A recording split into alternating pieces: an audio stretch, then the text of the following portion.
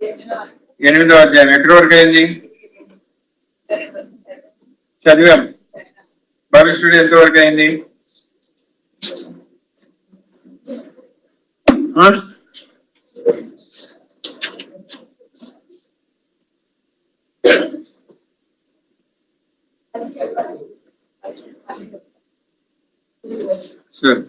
So పోయినసారి మనం చూసింది ఏంటి అంటే ఒక కుష్ఠరోగి, లెపర్ వాస్ హీల్డ్.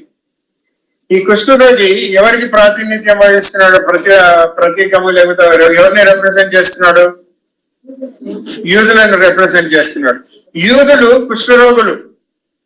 రోగం కారణం ఏంటి? కుష్ఠరోగం ఎట్లా వచ్చింది? ఎగ్జాంపుల్ చెప్పినాను, మిరియం అవిధేయత, తిరుగుబాటు వలన కుష్ఠరోగం వచ్చింది. సో యూదులు అవిధేయులు, తిరుగుబాటు చేయవారు. అలాంటి యూదులను మొదట రక్షణ యూదులకు కాబట్టి రోమా 1:16 ప్రకారము మొదట రక్షణ అనేది యూదులకు సంబంధించినది కాబట్టి ప్రభు యూదుల దగ్గరకు వచ్చాడు. తన స్వంత జనమునకు వచ్చాడు, తను ఏర్పాటు చేసుకున్న జనం దగ్గరకు వచ్చాడు. వచ్చి వారిని పర్సనల్ గా టచ్ చేశాడు, వ్యక్తిగతంగా వారిని తాకుతున్నాడు. అంటే దీని యొక్క భావం ఏమిటి అంటే తాను వారి మధ్య నుండి వారి ద్వారా మాత్రమే, అంటే ఆయన అక్కడ ఉండడం ద్వారా మాత్రమే వాళ్ళు రక్షింపబడతారు, లేకపోతే వాళ్ళు రక్షింపబడరు. అందుకే ఈ కాలంలో వాళ్ళు ఆయనను విశ్వసించటం లేదు, కానీ ఆయన తిరిగి వచ్చినప్పుడు అప్పుడు వాళ్ళు ఆయనను స్వీకరించి మెస్సయ్యగా స్వీకరిస్తారు. దాని తర్వాత మనం ఏం చూస్తాము? 10వ అక్కడ ఒక శతాధిపతి కదా, 5వ వచనం చూడండి.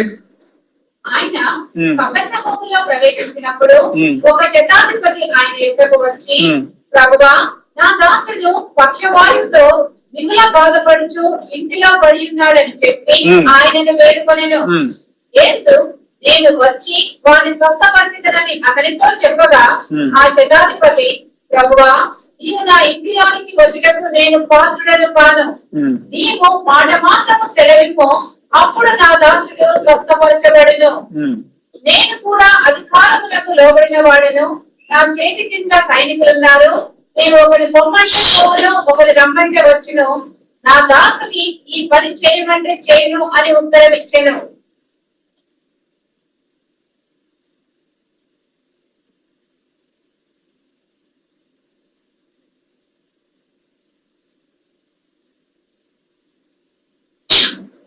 సో ఇక్కడ మనం ఏం చేస్తామంటే ఒక శతాధిపతి, ఒక సేవకుడు యొక్క కుమారుడు, చిన్నపిల్లవాడు కదా, ఆ పిల్లవాడు స్వస్థపరచబడడం. ఆ పిల్లవాడికి ఏం ప్రాబ్లము?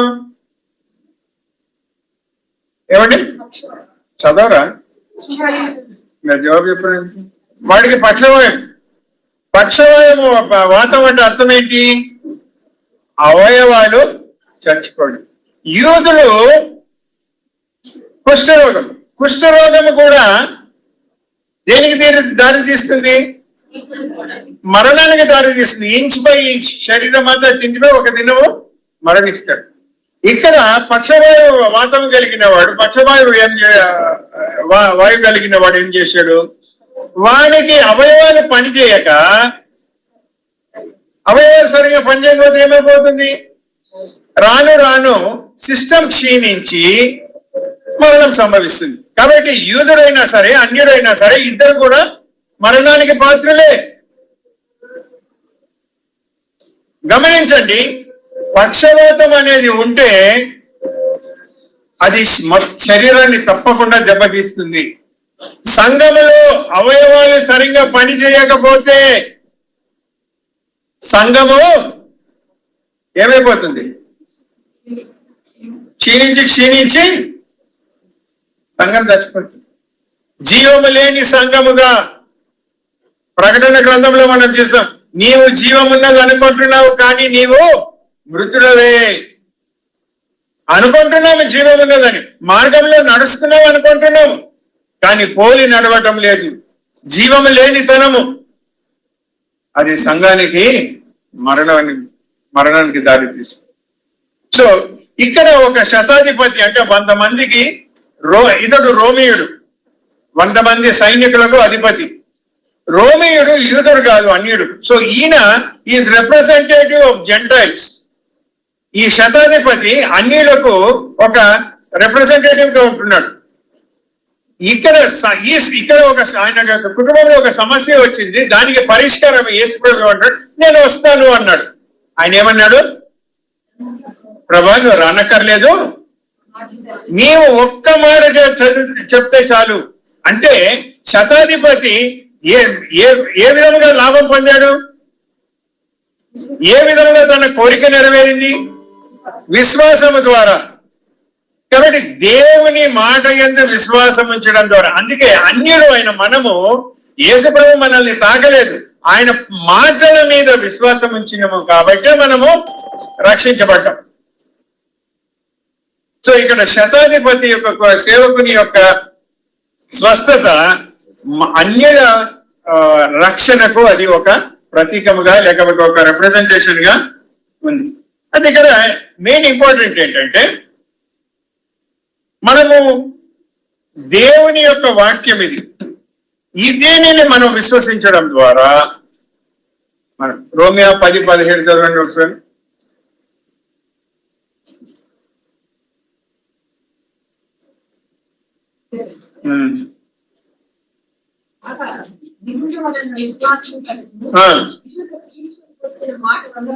వినుట క్రీస్తును గూర్చిన మాట మనము విన్నాము కాబట్టి మనకేమొచ్చింది?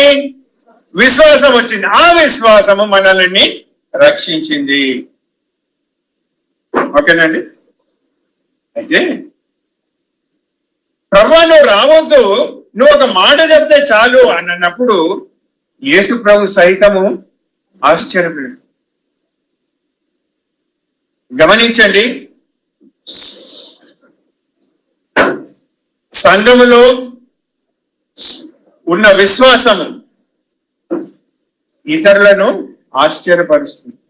వీరిలో ఏదో ప్రత్యేకత ఉంది, కానీ దానికి కావాల్సింది ఏంటంటే మీలో ఏకీభవించి మనం ఉంటే ఇతరులకు మనం మాదిరికరంగా, ఇతరులు మనల్ని చూసి ఆశ్చర్యం. అప్పుడు యేసుప్రభు వారు ఒక మాట అన్నారు. ఏమన్నారు?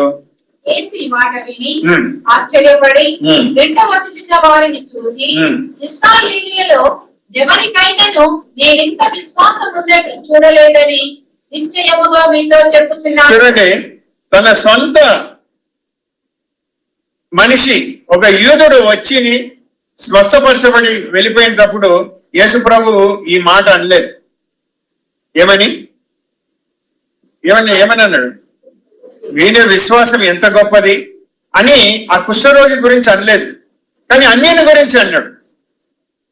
అన్యులైన మనము ఆ విశ్వాసము కలిగి ఉంటే ప్రభువు సహితము మన విశ్వాసాన్ని మెచ్చుకుంటాడు. దానికి ప్రతిఫలముగా, ఆ విశ్వాసానికి ప్రతిఫలముగా నెక్స్ట్ ఏమంటాడు చదవమ్మా. అనేకులు తూర్పు నుండి పడమట నుండి వచ్చి అబ్రాహాముతో కూడాను ఇస్సాకుతో కూడాను యాకోబుతో కూడాను పరలోక రాజ్యమును కూర్చుందరు, కానీ రాజ్య సంబంధులు వెలుపటి చీకటిలోనికి త్రోయబడతారు. గమనించండి, ఏమంటున్నాడు? ఎవరి గురించి చెప్తున్నాడు ఇక్కడ? రాజ్య సంబంధుల గురించి. రాజ్య సంబంధుల గురించి చెప్తున్నాడు, ప్లస్ తూర్పు నుండి పడమర నుండి వచ్చే వారి గురించి కూడా చెప్తున్నాడు. ఇక్కడ ప్రభు ఇచ్చిన ఒక దృశ్యం ఏంటి అంటే, ఒక సీన్ ఏంటి అంటే, అబ్రహాము ఇస్సాకు యాకోబులు కూర్చుంటారంట. ఎప్పుడు కూర్చుంటారు? మళ్ళీ చదవమా. అది అనేకులు తూర్పు నుండి పడమట నుండి వచ్చి అబ్రాహాముతో కూడాను ఇస్సాకుతో కూడాను యాకోబుతో కూడాను పరలోక రాజ్యమందు కూర్చుందరు. దేవుని రాజ్యమందు కూర్చుందరు కాదు, పరలోక రాజ్యమందు. పరలోక రాజ్యం ఏంటి? అమ్మాయి, परलोक राज्य ఏంటి? స్వర్గ రాజ్యం क्या है? నీతి సమాధానం. ఆ? 1000 ఏళ్ల పరిపాలన పరలోక రాజ్యం. పరలోక రాజ్యము వేరు, దేవుని రాజ్యము వేరు. దేవుని రాజ్యము ఫ్రమ్ ఎటర్నిటీ పాస్ట్, గతించిపోయిన నిత్యత్వం నుండి భవిష్యత్తులోని నిత్యత్వం వరకు ఉండేది దేవుని రాజ్యం. దానిలో ఒక భాగము పరలోక రాజ్యం. ఈ పరలోక రాజ్యం దీనికి ఒక టైం ఉంది, టైం ఫ్రేమ్. ఎన్నేళ్ళు ఇది? 1000 ఏండ్లు. సో ఇప్పుడు యేసుప్రభు ఏమంటున్నాడంటే ఆ 1000 ఏండ్ల పరిపాలనలో ఎవరు కూడా ఉంటారట? అబ్రహాము ఉంటాడు, ఇస్సాకు ఉంటాడు, యాకోబు ఉంటాడు. ఎందుకు ఉంటారు? ఎందుకు అంటే ఇంతవరకు మనం చూసాం, అబ్రహాము దేవుని యొక్క జీవితాన్ని ప్రదర్శించిన వాడు కాబట్టి, ఇస్సాకు దేవునికి నమ్మకంగా జీవించాడు కాబట్టి, యాకోబు తాను మార్పు చెందిన తర్వాత ఎన్ని కష్టాలు వచ్చినా, ఎన్ని నష్టాలైనా కూడా ఆయన దేవునిని విడిచిపెట్టలేదు. ఇది జరిగించినారు కాబట్టి వారు ఆ పరలోక రాజ్యంలో ఉంటారు. వారి వలె అబ్రహాంను పోలి, ఇస్సాకును పోలి, యాకోబును పోలి జీవించిన వాళ్ళు కూడా ఉంటారు. వాళ్ళు ఎవరు? వట్టి యూదులేనా? యేసుప్రభు ఈ మాట ఎక్కడి నుండి పలికాడు? ఏమని ఉంది అక్కడ 5వ వచనంలో?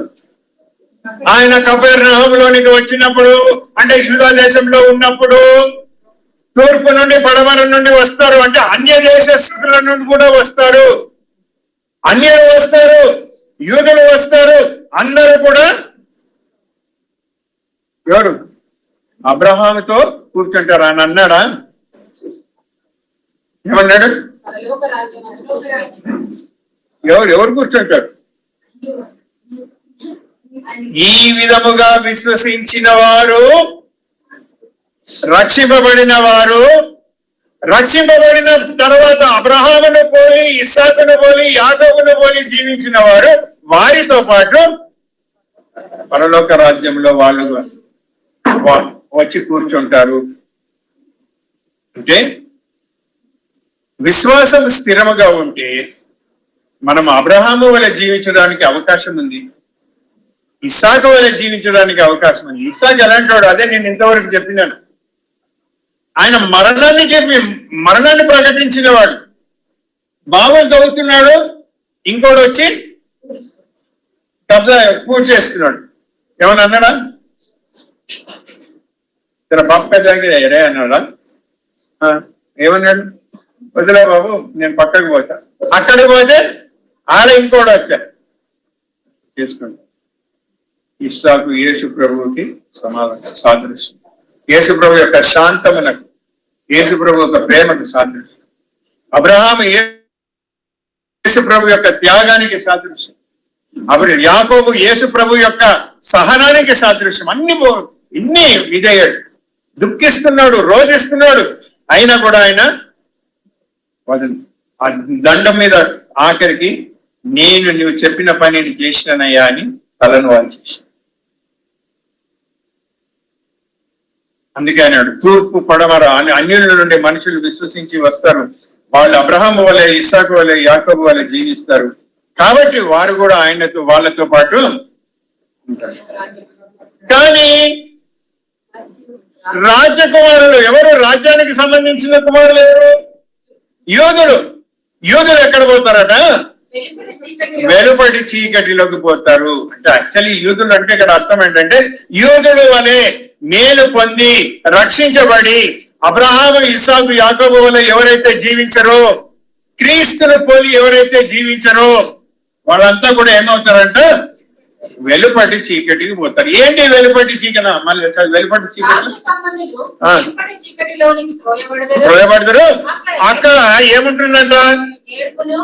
ఏడ్పును పండ్లు కొరుకుటయు ఉండునని నేను మీతో నిశ్చయముగా చెప్పుచున్నాను. ఏముంటుందంట? వెలుపటి చీకటిలో ఏడ్పు. ఎవరు పోతున్నారండి అక్కడ?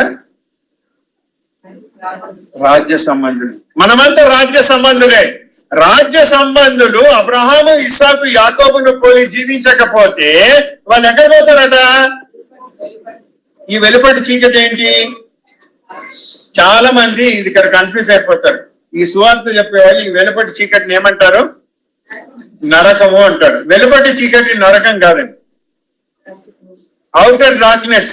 దీని ఇంగ్లీష్ లో, గ్రీక్ లో దీని పదము ఎక్సాటెరస్. ఎక్సో అంటే అవుట్ సైడ్, టెరస్ అంటే లైట్ అని. అంటే ఈ 1000 ఏళ్ల పరిపాలన అనేది ఒక మహిమకు సంబంధించిన యుగము. It is a dispensation of glory.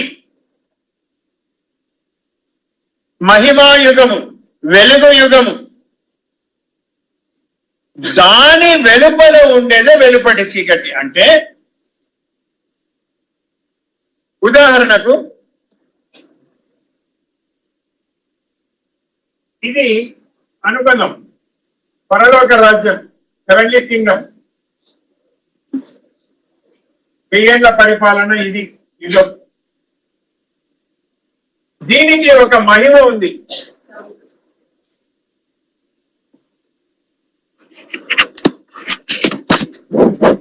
రావటం లేదు సౌండ్. సౌండ్ రాదా? అచ్చా, ఆన్లైన్ లో వాళ్ళు మరి చూడలేరు కదా. సరే, ఇప్పుడు ఇది 1000 ఏళ్ల పరిపాలన. సో ఆయన ఏమంటున్నాడంటే, ఆయనను పోలి నడుచుకున్న వాళ్ళు అంటే అబ్రహాము, ఇస్సాకు, యాకోబుల వలె జయ జీవితము కలిగిన వాళ్ళందరూ కూడా దీనిలో ప్రవేశిస్తారు.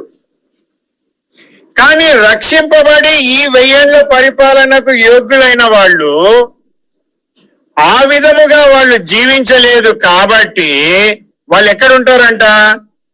దీని వెలుపల ఉంటారు. దీనిని వెలుపటి చీకటి అన్నారు.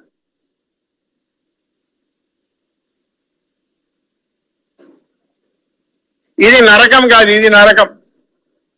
అగ్గి అంతా ఇట్లా ఇట్లా అగ్గి అగ్గి అగ్గి మంటలు ఉన్నాయి. ఈ వెలుపటి చీకటి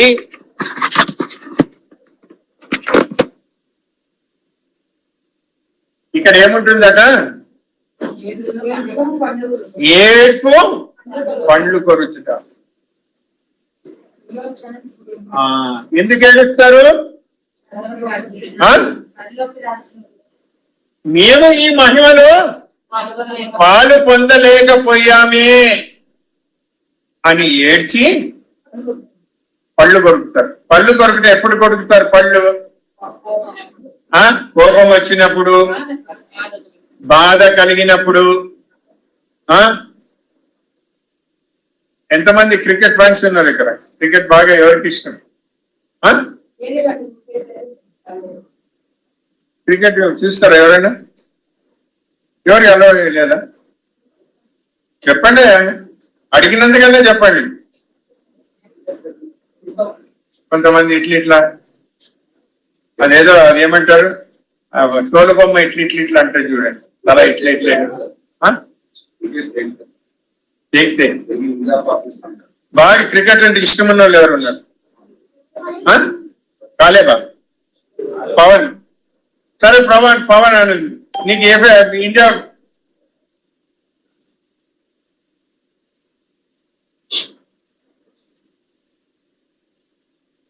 వన్ రన్ లో ఓడిపోయిందండి. ఏం చేస్తాను? కోపం వస్తుంది. కోపం వచ్చి ఏం చేస్తాడు?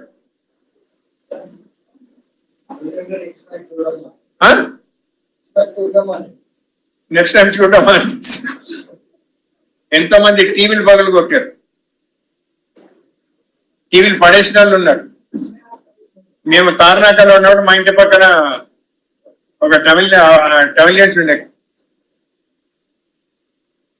ఆయన పొయ్యి, అదేనేమో ఇండియా ఓడిపోయింది. ఓడిపోతే పొయ్యి టీవీని కాళ్ళు ఎత్తి తంతా అంటే మా చిన్న తమ్ముడు పోయి పట్టుకోడు. అంకల్ ఇంకా వాడు బూతులు తిడుతున్నాడు. అసలు ఏం కొట్టి పడేయాలన్నాడు. రియాక్షన్స్. సపోజ్ మీరు ఎంసెట్ కానీ నీట్ కానీ రాశారు, ఒక్క మార్కులో మీకు పోయింది, ఏం చేస్తారు? ఏం చేసినారు? పండ్లు. అది రియాక్షన్. మేము పొందవలసింది మా బుద్ధి లేని తనము వలన, మా నిర్లక్ష్య వైఖరి వలన. నేను ఇంకొంచెం ఎక్కువ చదివింటే నాకు మా ఒక మార్క్ వచ్చేసేది కదా, అంతేనా? ఇది అవుటర్ డార్క్నెస్. ప్రభువు కోరుకునేది ఏంటంటే మనం ఇక్కడ ఉండాలని. మన యొక్క నిర్లక్ష్య వైఖరి వలన పర్వాలేదులే ఏమైతుందిలే, ఈ పర్వాలేదులే ఏమైతుందిలే అన్నప్పుడు ఏమైతుంది? పర్వాలేదు ఏమైతుంది అంటే పండ్లు కొరుకుతావు, ఏడుస్తావు, నిన్ను నీవు తిట్టుకుంటావు. వెలుపటి చీకటి. ఇది రక్షింపబడి మహిళకు యోగ్యులు కాని వారు ఉండే స్థలమే వెలుపటి చీకటి. అది నరకం కాదండి. ఓకేనా?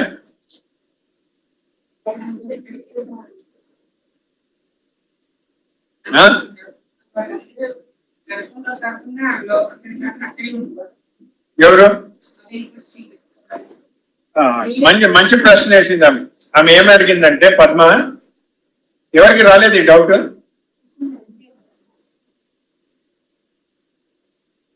వీళ్ళు ఎక్కడ పోయారు?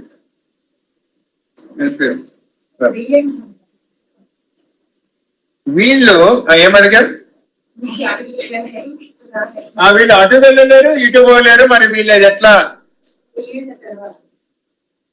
గమనించవలసింది, బాగా అర్థం చేసుకోవడానికి ప్రయత్నం చేయండి. ఈ వెలుపటి చీకటి దేనికి సంబంధించింది? పరలోక రాజ్యానికి సంబంధించింది, 1000 ఏళ్ల పరిపాలనకు సంబంధించింది.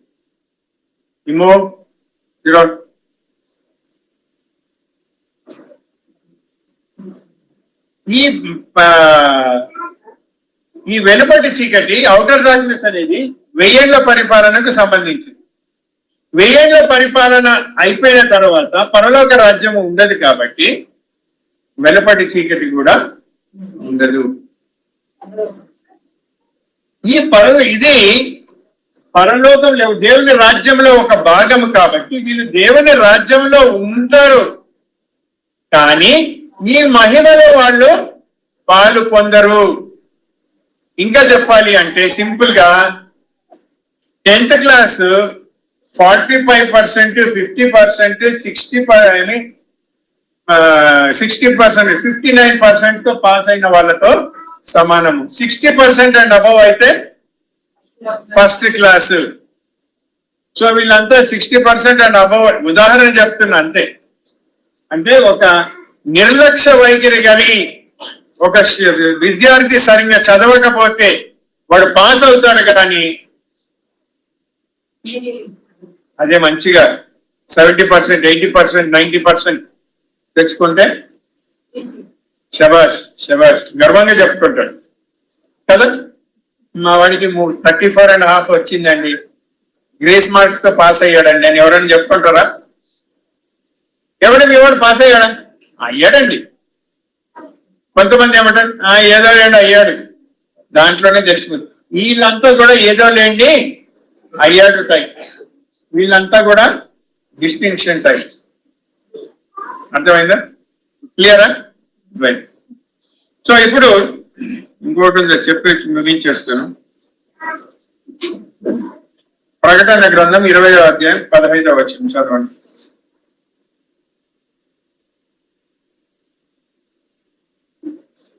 జనములను కొట్టుటకై ఆయన నోటి నుండి వాటిగల ఖడ్గము బయలుపెడలుచున్నది. ఆయన ఇనుప దండముతో వారిని ఏలును. ఆయన సర్వాధికారియము దేవుని తీక్షణమైన ఉగ్రత అను మద్యపు తొట్టి త్రొక్కును. 20:15.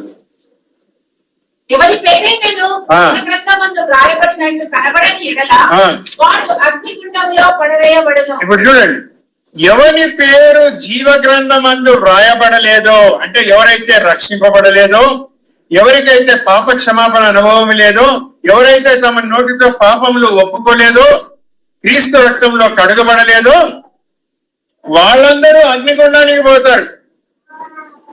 వీళ్ళందరూ రక్షింపబడిన వాళ్ళే. అర్థమవుతుందా? కాకపోతే వీళ్ళు మహిమలో పాలు పొందలేరు. Next verse చదవమ్మా. నెక్స్ట్ ఏమైపోయింది? అంతటా యేసు ఆ. ఇక వెళ్ళుము, నీవు విశ్వసించిన ప్రకారము నీకు అవును కాక అని శతాధిపతితో చెప్పాను. ఆ గడియలోనే అతని దాసుడు సంతతనుండెను. సో విశ్వాసానికి తగినట్టుగా ఆయన ప్రతిఫలము, బాగా మీరు విశ్వాసానికి తగినట్టుగా ఏం పొందాడు? ఫలము పొందాడు. మనము కూడా ఈ లోకయాత్రలో మన విశ్వాస జీవితానికి తగినట్టుగా ఫలము పొందుతాము. ఆ ఫలము మహిమ ఉండవచ్చు, లేకపోతే అవుటర్ డార్క్నెస్, లేకపోతే వెలుపటి చీకటి కూడా అయి ఉండవచ్చు. అందుకే చెప్తాను మనం జాగ్రత్తగా ఉండాలి. ఇంత చెప్పిన నేనే మరి అవుటర్ డార్క్నెస్ పోతానేమో నాకు తెలియదు. ఆ టైంలో మీరు చూస్తారు నన్ను, ఇక్కడ ఉన్నాను అక్కడ ఉన్నాను. ఓకేనా? ఇమో సిడౌన్.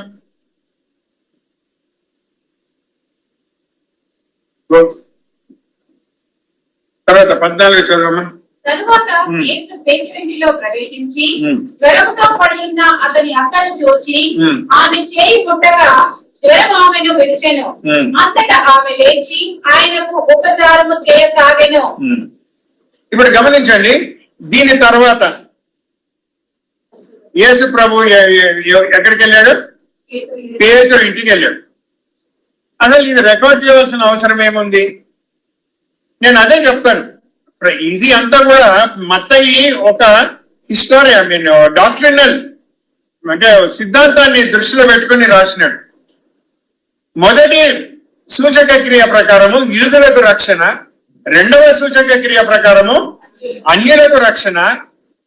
వాళ్ళిద్దరు కూడా కలిసి సంఘముగా అబ్రహాము, ఇస్సాకు, యాకోబులతో పాటు 1000 ఏళ్ల పరిపాలనలో ఉండుట, ఇవన్నీ బోధించడానికి ఇవన్నీ రాయబడ్డాయి. ఇప్పుడు యేసు ప్రభు ఏం చేస్తున్నాడు? పేతురు ఇంటికి వచ్చాడు. అక్కడ ఏమైంది? పేతురు వాళ్ళ అత్తగారికి ఏముంది? జ్వరం. జ్వరం ఉన్నప్పుడు మనిషి శరీరం ఎట్లుంటుంది?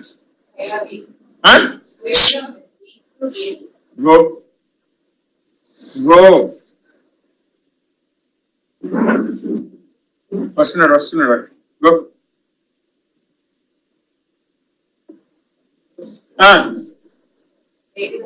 ఎట్లా ఉంటది? వేడి. సాధారణంగా జ్వరం లేకుండా ఒక వ్యక్తిని చూసి వీడికి బాగా వేడి ఉంది, వేడి బాగుందిరా నీకు అని అంటే అర్థం ఏంటి? అంటే వాడు దేంట్లోనో అంటే మంచి వేడి మీద ఉన్నావురా నువ్వు అంటారు. అంటే వాడు చాలా వేడిలో ఉన్నవారా, చల్లబడు అంటే అర్థం ఏంటి? వాడు హైపర్ గా ఉన్నాడు, లేకపోతే ఎదుగుతున్నాడు, ఎక్కువ అవుతోంది వానికి. వేడి ఎక్కువ అవ్వడం ఎవరికి? పేతురు వాళ్ళ అత్తగారి. ఇక్కడ పేతురు ఇశ్రాయేలు దేశానికి సాదృశ్యంగా ఉన్నాడు. The nation of Israel. Peter is representing the nation of Israel. పేతురు వాళ్ళ అత్తగారు జ్వరముతో ఉన్న, అంటే బాగా అంటే ఎక్కువ అవుతున్న ఇశ్రాయేలు జనాంగానికి సాదృశ్యంగా ఉన్నారు. ఇవాళ చూడండి, ఇశ్రాయేలీయులు ప్రపంచంలో అందరికంటే ఎక్కువ జ్ఞానము కలిగిన వారు. వాళ్ళు ఏదైనా చూడండి, ఇశ్రాయేల్ అన్ని వాళ్ళు ఇశ్రాయేల్. సంపాదన ఫైనాన్షియల్ గా చూసుకోండి, పొలిటికల్ గా చూసుకోండి, ఓకే, హెల్పింగ్ కూడా. తర్వాత ఎడారిని సస్యశ్యామలో చేసే ప్రపంచంలో ఎవరు? వాళ్ళకు కూడా ఇచ్చారు. ఇస్మాయిల్ సంతానంకి ఎడారి ఇచ్చారు. వాళ్ళు పెట్రోల్ తీసుకుంటున్నారు, కానీ సస్యశ్యామలము చేయలేకపోయారు. సో వీళ్ళంతా కూడా మంచిగా జ్వరంతో ఉన్న వాళ్ళు అనమాట, ఫుల్. అందుకే వాళ్ళు మాలాంటి వాళ్ళు ఎవరు లేరు. అందుకే వాళ్ళు ఏమంటున్నారు? ఇతరులను చూసి ఏమంటారు? వీళ్ళంతా కూడా ఇతరులను చూసి ఏమంటారు? యేసు ప్రభు ఎవరితో పోల్చారు? వాళ్ళు కుమారులకు తీసి కుక్కలకు వేయుట. యూదుని దృష్టిలో అన్యుడు కుక్క. ఒక ఇజ్రాయెల్ దేశస్తుని యూదుని దృష్టిలో మనమంతా కూడా కుక్కలు. బాగా వేడిలో ఉన్నారు వాళ్ళు. ఇది యాక్చువల్లీ ఏంటి అంటే యేసు ప్రభు ఏమంటారు మహాశ్రమ కాలంలో వారు ఎదుర్కొనే ప్రతి విధమైనటువంటి ఏమంటారు అంటే ప్రెషర్ ఏమంటారు దాన్ని తెలుగులో ఏమంటారు అప్సెట్ కావడం, తబ్బిబ్బు అయిపోవడం కాదు, ఏమంటారు మళ్ళీ చెప్పండి అట్లా అయిపోవడం. ఏమి తెలియక దిక్కు తోచక మహాశ్రమ కాలంలో వారిని అణిచివేయాలని ప్రయత్నం చేస్తున్న సమయంలో దానికి సాదృశ్యంగా ఉంది. అప్పుడు యేసు ప్రభు వారి యొద్దకు వచ్చి, నేను అదే చెప్పాను ఇంతకుముందు, ఆయన రెండవసారి వచ్చినప్పుడు వాళ్ళు ఆయన మెస్సీయగా స్వీకరిస్తారు. ఆమె స్వస్థపరచబడిన తర్వాత ఏం చేసింది? ఆమె ఏమండి ఉపచారం చేసింది. ఇలా క్రీస్తు విరోధి పాలనలో అదే దానికి ఆ ఎక్స్పీరియన్స్ చేసిన యూదులు మరణాన్ని కూడా అంటే మరణించడానికి కూడా సిద్ధపడిన యూదులు వాళ్ళు యేసు ప్రభు వచ్చి వారి దగ్గరికి వచ్చిన తర్వాత వాళ్ళు ఆయన చేత స్వస్థపరచ అంటే మేలు పొందిన తర్వాత ఏ విధంగా అయితే ఆయన అత్తగారు పేతురు అత్తగారు అందరికీ పరిచర్య చేసిందో అదే విధంగా ఈ 1000 ఏళ్ల పరిపాలనలో భూమి మీద మళ్ళీ చెప్తున్నాను, 1000 ఏళ్ల పరిపాలనలో భూమి మీద ఇశ్రాయేలీయులు ప్రభువుకి సేవ చేస్తారు, ప్రభు తరపున సేవ చేస్తారు, అందరికీ వాళ్ళు సేవ చేస్తారు, పరిచర్య చేస్తారు.